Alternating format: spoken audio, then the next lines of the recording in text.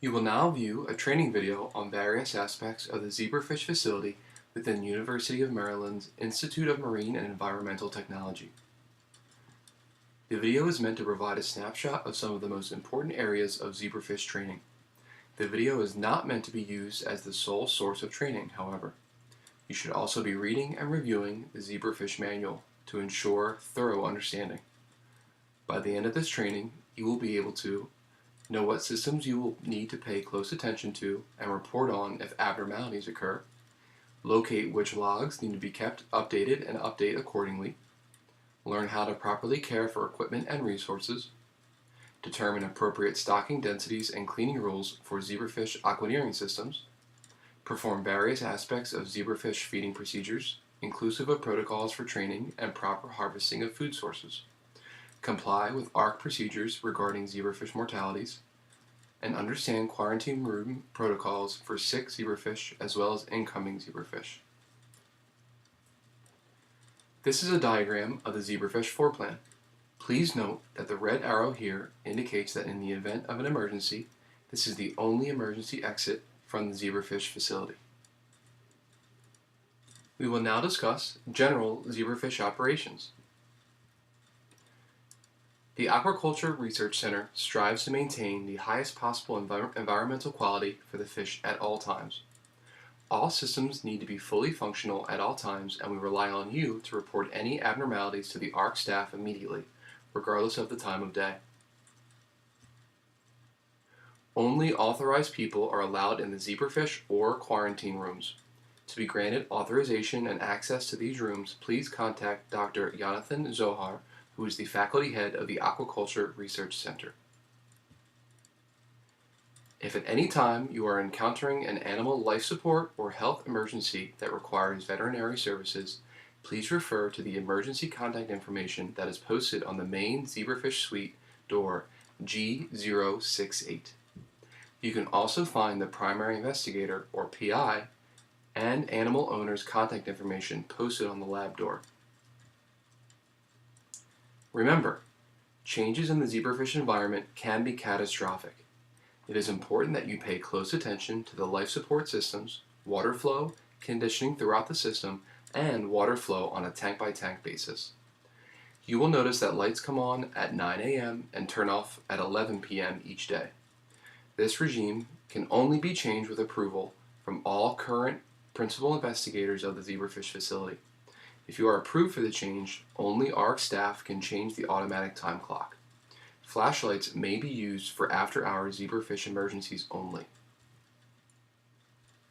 Within the zebrafish facility, you will find system, infrastructure, and mortality logs that must be kept updated at all times. These logs include information on system records and mortalities. It is your responsibility to add information when appropriate. Adhering to the following practices is extremely important. All equipment must be kept clean, in good working order, and stored in an organized way. Use copious amounts of tap water from the sink to rinse spawning tanks, nets, and water transfer vessels prior to storage. The drain table may be used to store rinsed and clean plastic tanks. All siphons and nets are labeled for use in a specific system. Use only these labeled siphons and nets on systems to which they belong to prevent cross-contamination. Each day, one ARC staff member is assigned feeding. It is the ultimate responsibility of whoever has feeding responsibility on any given day to see that all feeding tasks are completed.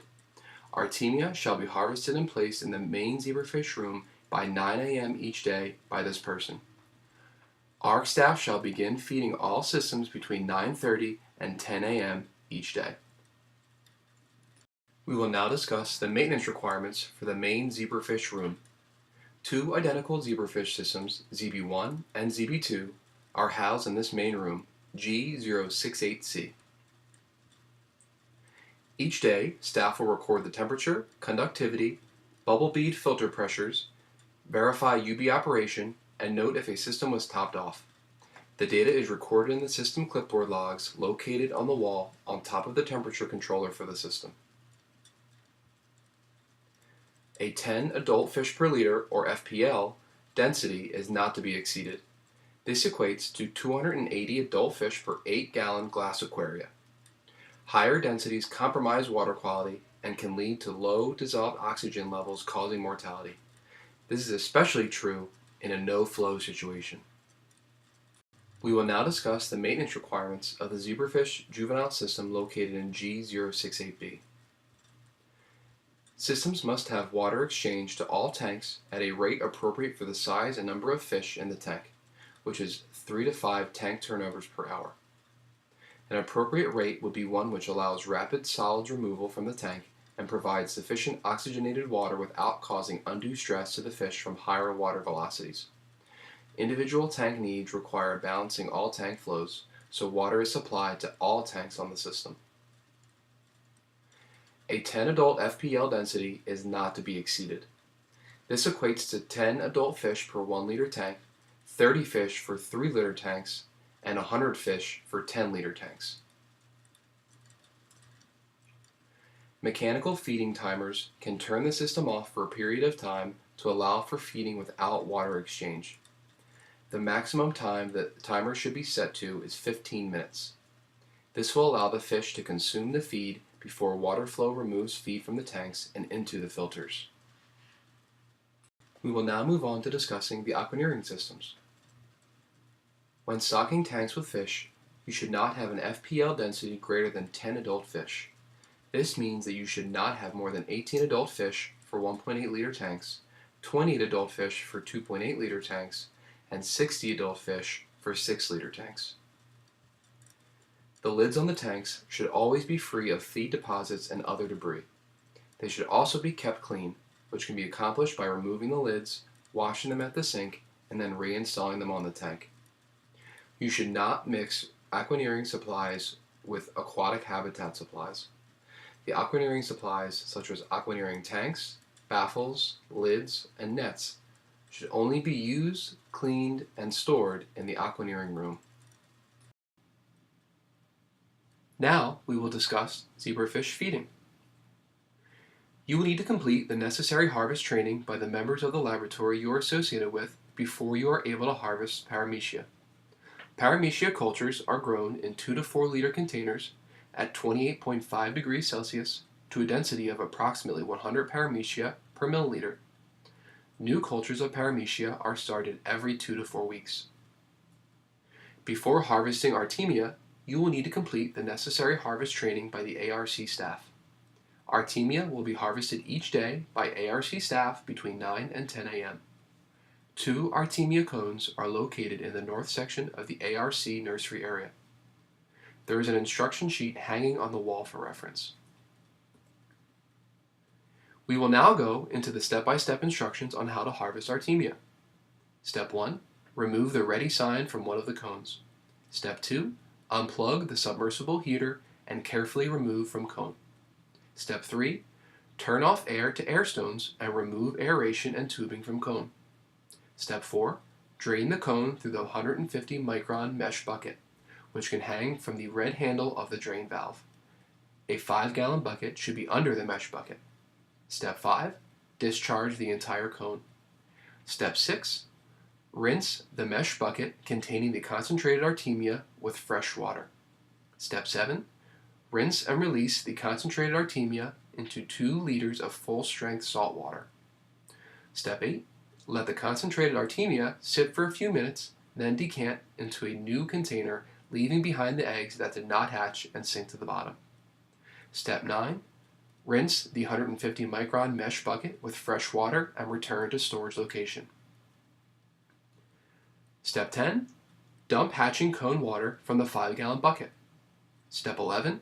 Clean all supplies, heater lid, air tube, and cone. Clean and remove the mineral deposits using the white cleaning pad with the Virkon disinfectant spray. Step 12. Rinse everything well. Step 13. Fill cone with full-strength ARC salt water to the 15-liter mark. Step 14. Replace the unplugged heater into the cone and make sure it is at 80 degrees Fahrenheit. Step 15. Place aeration line back into the cone. Make sure the aeration is all the way at the bottom. If it is not at the very bottom, eggs can get caught, not hatch, and rot. which ruins the entire batch. Step 16, take the 2 liter of concentrated Artemia into the zebrafish room. Add aeration and cover with the tank lid. Step 17, after harvest, the Artemia should be refrigerated or placed in a cooler with cold packs to prolong the nutritional value. Step 18, the Artemia must always have aeration. Now we will move on to zebrafish feeding. You will need to complete the necessary harvest training by the members of the laboratory you are associated with before you are able to harvest paramecia. Paramecia cultures are grown in 2 to 4 liter containers at 28.5 degrees Celsius to a density of approximately 100 paramecia per milliliter. New cultures of paramecia are started every 2 to 4 weeks. Before harvesting Artemia, you will need to complete the necessary harvest training by the ARC staff. Artemia will be harvested each day by ARC staff between 9 and 10 a.m. 2 Artemia cones are located in the north section of the ARC nursery area. There is an instruction sheet hanging on the wall for reference. We will now go into the step-by-step instructions on how to harvest Artemia. Please remember that you can view these steps in the Zebrafish manual as well when needed. Step 1. Remove the ready sign from one of the cones. Step 2. Unplug the submersible heater and carefully remove from cone. Step 3. Turn off air-to-air stones and remove aeration and tubing from cone. Step 4. Drain the cone through the 150 micron mesh bucket, which can hang from the red handle of the drain valve. A 5-gallon bucket should be under the mesh bucket. Step 5. Discharge the entire cone. Step 6. Rinse the mesh bucket containing the concentrated Artemia with fresh water. Step 7. Rinse and release the concentrated Artemia into 2 liters of full-strength salt water. Step 8. Let the concentrated Artemia sit for a few minutes, then decant into a new container, leaving behind the eggs that did not hatch and sink to the bottom. Step 9. Rinse the 150 micron mesh bucket with fresh water and return to storage location. Step 10. Dump hatching cone water from the 5-gallon bucket. Step 11. Clean all supplies: heater, lid, air tube, and cone.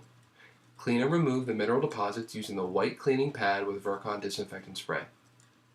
Step 12. Rinse everything well. Step 13. Fill cone with full-strength ARC salt water to the 15-liter mark. Step 14. Replace the unplugged heater into the cone and make sure it is set at 80 degrees Fahrenheit. Step 15. Place aeration line back into the cone. Make sure the aeration is all the way at the bottom. If it is not at the very bottom, eggs can get caught, not hatch, and rot, which ruins the entire batch. Step 16. Take the 2 liters of concentrated Artemia into the zebrafish room. Add aeration and cover with the tank lid. Step 17. After harvest, the Artemia should be refrigerated or placed in a cooler with cold packs to prolong the nutritional value. Step 18. The Artemia must always have aeration. Fish are fed with micropellets at least once per day. Spreading Gemma Micro 75 is a complete replacement for Artemia with fish 5 to 15 days post-fertilization. Researchers are encouraged to adopt a diet free of live food for larval, juvenile, and adult zebrafish. Researchers' current practice is to feed 5 to 15 days post-fertilization larval Artemia. Researchers will feed their own zebrafish larval. Spreading Gemma Micro 150 micron diets will be fed at least once per day by ARC staff to fish 15 to 30 days post-fertilization in recirculating systems with 400 micron or yellow membrane baffles to apparent satiation. Spreading Gemma Micro 300 or 500 micron diets will be fed to all fish greater than 30 days post-fertilization in recirculating systems with non-membrane or adult baffles or 750 micron or green baffles to apparent satiation. Add enough food to each tank so that all the food is eaten within 5 minutes. All micro pellets feeds are kept in the refrigerator in the zebrafish room when not in use. Take care not to overfeed, as uneaten food degrades water quality, clogs the filters, costs time, and wastes feed. Use the appropriate amount based on density and appetite. Do not drop any feed on the tank lids and clean up any drop feed. Do not push spoiled feed on lids into the tanks, as the feed may be moldy and may cause health problems. Here, you will see a 7-day feeding schedule for the zebrafish. Please reference this as often as needed to ensure the appropriate feeding schedule is being adhered to. Now that we are finished with discussing zebrafish feeding, we will move on to the veterinary services procedures. Dr. Brent Whitaker, MS, DVM, is our veterinary consultant, and he is available every day through ARC staff. The veterinarian will inspect the fish at least once a week or as needed for an emergency consult. The veterinarian and ARC manager have a weekly meeting on Wednesday at 12 noon in the ARC manager's office to discuss any current issues within the facility. Any ARC researcher may attend the meeting. The veterinarian is the sole individual who will diagnose, prescribe, initiate, or change treatment plans. ARC staff are required to report unauthorized medical treatment by animal users or owners to the veterinarian. The owners of the fish must be notified of the veterinarian's diagnosis, prognosis, and treatment plan. It is our preference that owners give informed consent before a treatment starts. In situations where the researcher is unreachable and there is an animal welfare concern, consent from the faculty head of ARC and/or director of IMET will be acquired. Consent must be granted by email correspondence to ensure a written record exists and informs all parties equally.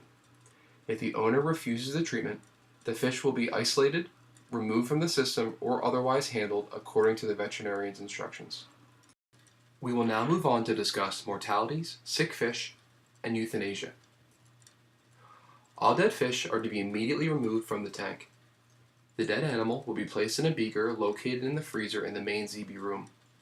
This beaker shall be emptied into the ARC mortality freezer on a weekly basis by ARC staff, or as needed. Each mortality will be recorded in the mortality log for that system. ARC staff review the mortality logs daily to determine if health issues are developing. No dead fish will be placed in regular trash.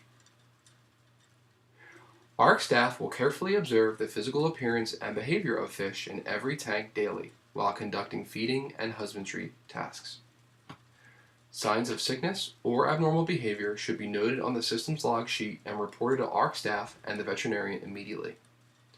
Sick fish must be euthanized or held separately in a properly labeled tank for examination by the owner, veterinarian, or both. Sick fish may be euthanized by the owner and recorded in the mortality log. Sick fish may be removed by ARC staff and placed in a labeled container. Owners will be notified by email to inspect the fish. ARC may mark the tank with sick fish with a label indicating researcher attention required. This provides a visual clue to check the condition of the fish. Moribund fish may be removed by ARC staff and euthanized. Sick fish may not remain overnight in the ZB room. Fish that must be kept longer than 1 day should be provided with a tank in the quarantine room. Any signs of widespread disease must be immediately reported to ARC staff. The transfer of sick fish to the quarantine room tanks is done to prevent the spread of diseases to other fish on the system and to other ZB suite systems. Entrance to the quarantine room is restricted to those who have fish in the space. Tank-specific siphons and nets are labeled for each tank in order to prevent cross-contamination. No equipment is to be moved out of the quarantine room. Dead fish should be removed from the tank promptly, placed in a plastic bag, and submitted for necropsy, or put into the mortality freezer for disposal. Record all mortalities on the quarantine room mortality log. Always work from the perceived healthiest tank to the tanks with the poor-looking fish. Always wash your hands with soap and water in the quarantine room when moving between tanks and before leaving the quarantine room. Euthanasia of ZB must be carried out by one of the following methods. All euthanized fish, regardless of age or research status, must be recorded in the mortality log. No live fish will be disposed of down the drain. For adult fish, the method that will be used is an overdose of buffered tricane methane sulfonate by prolonged immersion. To buffer tricane methane sulfonate, Add an equal amount by weight of bicarbonate to the amount of tricane methane sulfonate used. Fish should be left in the solution for at least 10 minutes following cessation of gill movement. Upon removal from the solution, snip behind the head with a sharp pair of scissors or a scalpel blade to sever the spinal cord. For zebrafish at greater than or equal to 8 dpf, submerge in ice water at 5 parts ice and 1 part water at 0 to 4 degrees Celsius for at least 10 minutes following cessation of gill movement. In any fish where it is difficult to visualize gill movement, they should be left in the ice water for at least 20 minutes after cessation of all movement. For disposal, add bleach solution to the euthanasia tank water at 1 part bleach to 5 parts water. The fish should remain in this solution for at least 5 minutes prior to disposal to ensure death. For zebrafish between 4 and 7 dpf, submerge in ice water at 5 parts ice and 1 part water at 0 to 4 degrees Celsius for at least 20 minutes. For disposal, add bleach solution to the euthanasia tank water at 1 part bleach to 5 parts water. The fish should remain in this solution for at least 5 minutes prior to disposal to ensure death. For embryos less than or equal to 3 dpf, development should be terminated using bleach. The euthanasia tank should contain a bleach solution of 1 part bleach to 5 parts water. The fish should remain in the solution for at least 5 minutes prior to disposal to ensure death. We will now move on to quarantine room procedures. All new incoming embryos and fish have to come through ARC's quarantine room before being introduced to the rest of the facility. The first step is to complete the ARC New Project Notification form from IMET's website. This form is filled out and sent to the ARC manager, who reviews it along with the veterinarian before the new embryos or fish arrive. Once the form is approved, ARC staff prepare tanks for the new arrival. For zebrafish, the new arrivals will never be introduced into any of the recirculating systems in the facility. Instead, the researchers need to spawn the incoming adults to create an F1 generation. Researchers or staff may request that an additional F2 generation is created as well. If no further offspring are needed, then the adults are euthanized. If the incoming adults were spawned with in-house fish, then those in-house fish may not return to their system and must be euthanized as well. Eggs created in the F1 and/or F2 generations must be bleached before being removed from the quarantine tank. Once they are bleached, they may be introduced into the zebrafish room. When bleaching embryos, the container must be labeled with the owner's name, DPF, description, or cross of stock, and F1 bleached. The veterinarian and ARC staff also need to be notified before bleaching. The researcher must fill out a treatment sheet and take care of the embryos and resulting offspring. Only F1 bleached egg generations may go into a recirculating system. When the researcher desires to move the offspring to a juvenile system, the veterinarian will do an inspection and sign-off of the treatment sheet.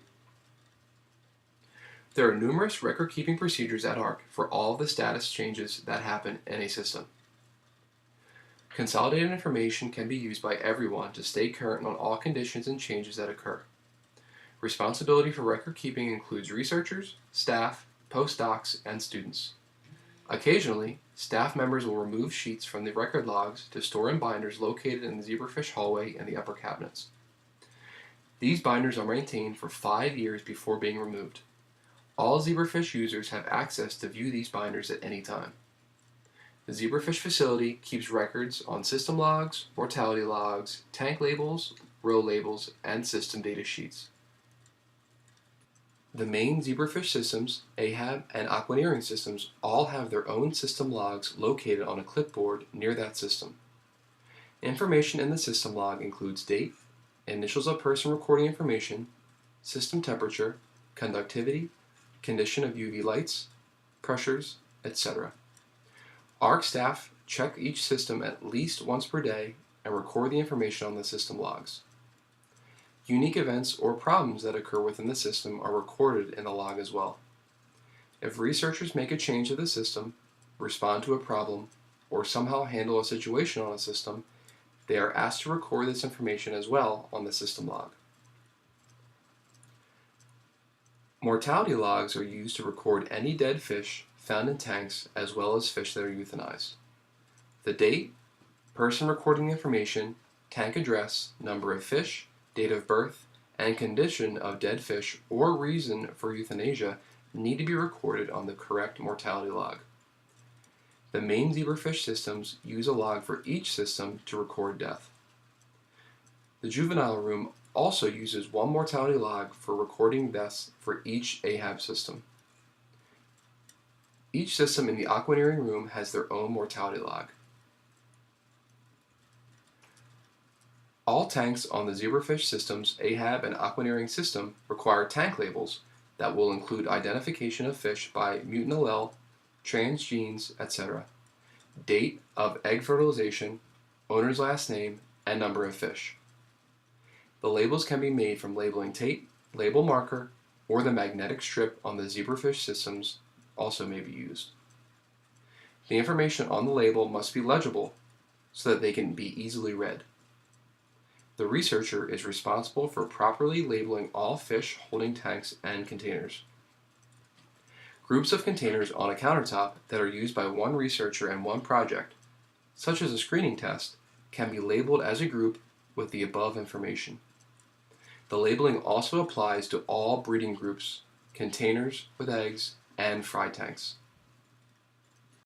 Tanks on the zebrafish, AHAB, and aquaneering systems are assigned to and are charged to researchers by the row.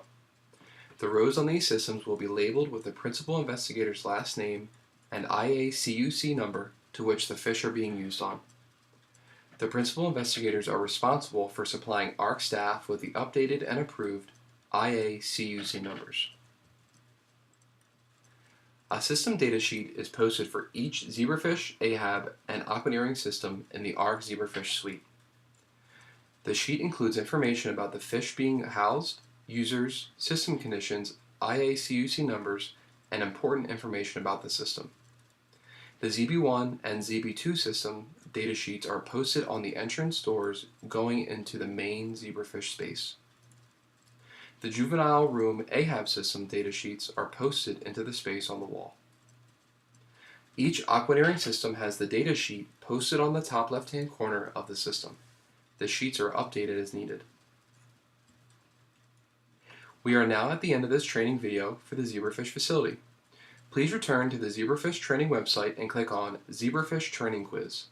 Once you complete and pass the quiz with a score of 80% or better, please forward your score to the ARC manager to schedule your appointment. Please note you are able to review the videos and take the quiz as many times as needed. The following documents must be brought to your appointment with the ARC manager: the ARC or Zebrafish Animal Facility Use and Trainings checklist, the City Training Report printout, and the Columbus Center Badge Access Authorization Form.